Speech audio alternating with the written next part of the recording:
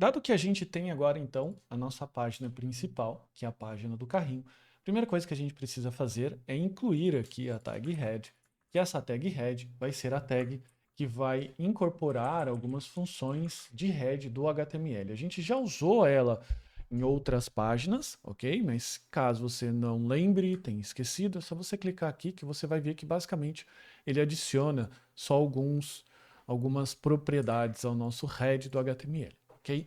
Agora, o próximo ponto que a gente precisa para que a gente possa caminhar é incluir essas duas informações aqui. Tá? A primeira é o logotipo, que ele é clicável. Então, se você clicar, você vai lá para a página principal. E esse daqui, que ele basicamente mostra aqui para a gente um resumo visual dos itens que estão aqui no nosso carrinho. Tá? Esse componente a gente ainda não tem e a gente precisa criar. Ele é um componente que ele vai se chamar Order Header. Então, por isso, ele vai ter aqui a sua pastinha. Deixa eu clicar aqui, New File, Order, Header, index.tsx. E o processo é o mesmo de criar qualquer componente. A gente vai criar o header e o style, tá? O header, no caso, ele vai ser um componente React padrão. Então, a gente vai colocar aqui export function order header com essa função de retorno. Eu vou colocar aqui vazio, só para ele não ficar chateado com a gente. E agora, o que eu primeiro preciso fazer? Eu primeiro preciso importar o asset do logotipo. Né? Então a gente vai fazer essa importação aqui. Lembrando que os assets estão nesta página aqui e a gente precisa desse asset aqui, ó, o logo.svg. A gente vai fazer um import logo img from. A gente vai fazer aqui alguns ajustes, logo.svg. O logo SVG, ele não mostra aqui no Visual Studio Code, mas ele tem que, você digita manualmente e você precisa colocar a extensão aqui, senão você vai ter problemas, tá? Agora, o próximo passo é a gente colocar aqui a tag img, e a gente vai colocar aqui o source, que basicamente entra aqui então o nosso logo IMG.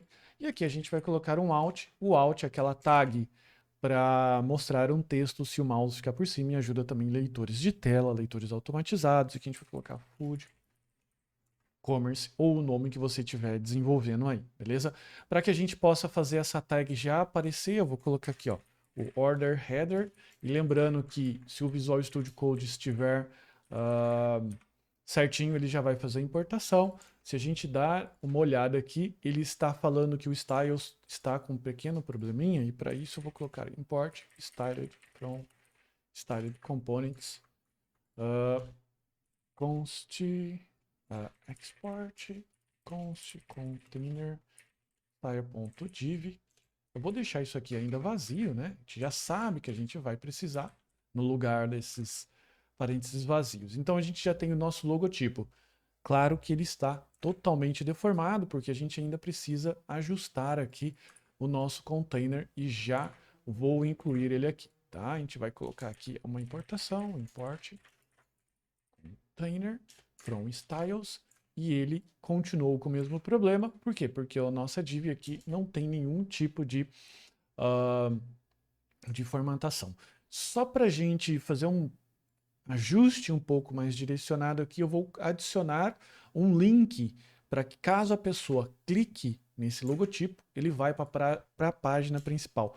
Você já sabe que o React Router DOM ele precisa do elemento link para que ele possa fazer os cálculos corretos da página. Então a gente vai colocar aqui, ó, da página não, do direcionamento, tá? Então a gente vai colocar aqui, e aqui ele precisa do parâmetro to, que basicamente vai ser para a barra. Então o nosso mouse aqui já direciona, né, já aponta aqui, se eu clicar ele já vai para o nosso endereço principal, ok?